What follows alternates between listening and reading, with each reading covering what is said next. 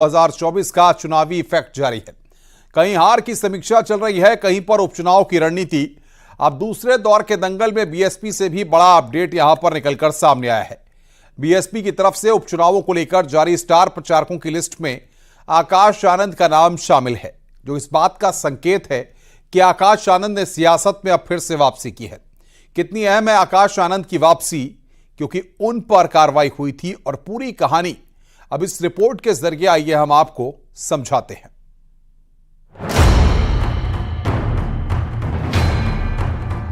दादा मेरे को मत जूता फेंक के मारना भाई, मैं नहीं था सत्ता में। जो लोग थे उन्हें मारने का काम जरूर कर सकते हो आप।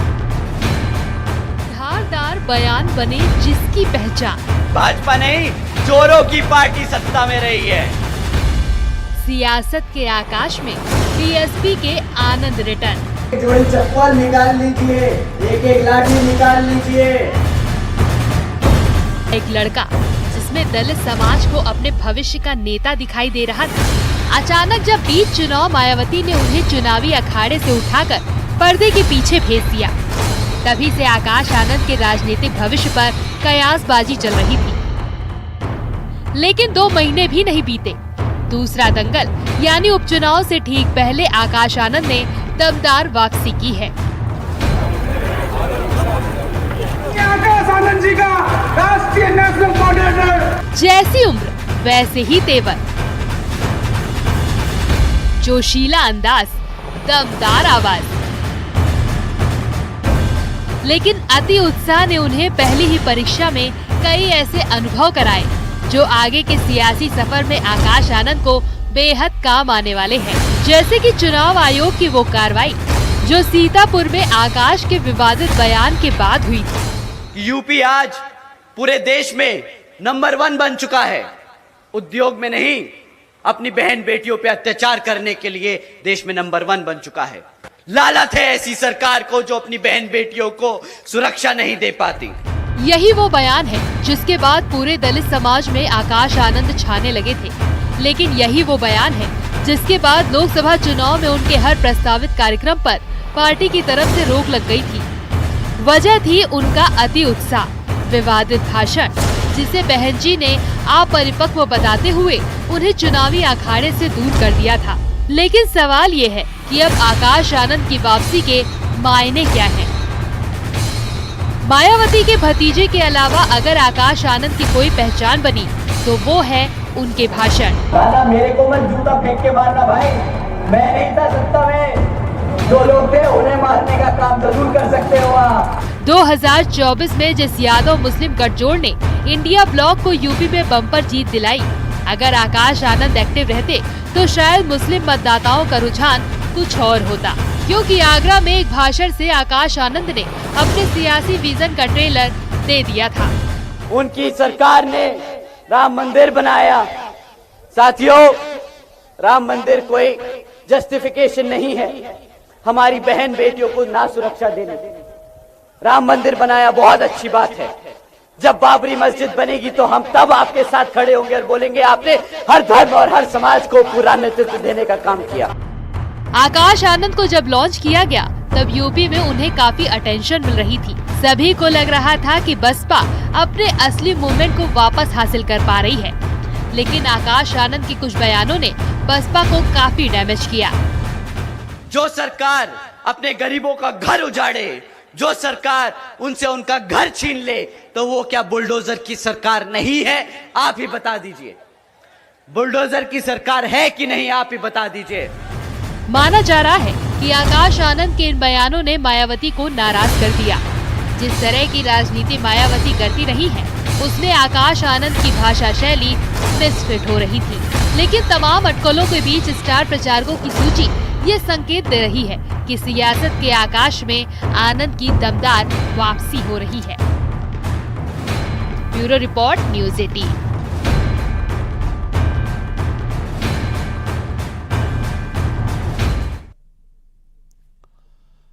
आकाश आनंद की वापसी के साथ ही उत्तर प्रदेश की सियासत में एक तगड़ी फाइट 2 दलित नेताओं के बीच नजर आ रही है।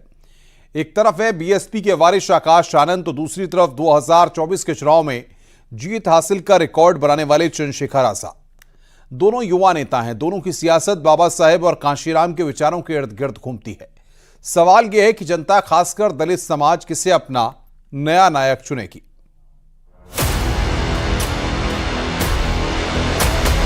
कि बाबा साहब और मान्यवर साहब श्री कांशीराम जी के सपनों को वो इस प्रदेश में नहीं बल्कि पूरे देश में लागू करके उनके सपने को पूरा कर सके। दो युवा चेहरे, दोनों दलित राजनीति के सबसे बड़े दावेदार। एक जैसा अंदाज, एक जैसा तेवर, एक जैसी सियासत, लेकिन फर्क बहुत बड़ा है। आकाश आनंद वर्सेस चंद्रशेखर, दलितों के दिल पर किसका राज? कांशीराम के विचार, कौन बड़ा दावेदार? यही सवाल सियासत के जानकार पूछ रहे हैं, यही सवाल दलित समाज पूछ रहा है, यही सवाल बीएसपी के अंदर खाने में भी पनप रहा हो तो कोई बड़ी बात नहीं, क्योंकि जिस तरह अपनी पहली परीक्षा में चंद्रशेखर ने नगीना से जीत का स्वाद चखा, उसने आकाश आनंद और चंद्रशेखर के बीच एक बड़ा फर्क खड़ा कर दिया।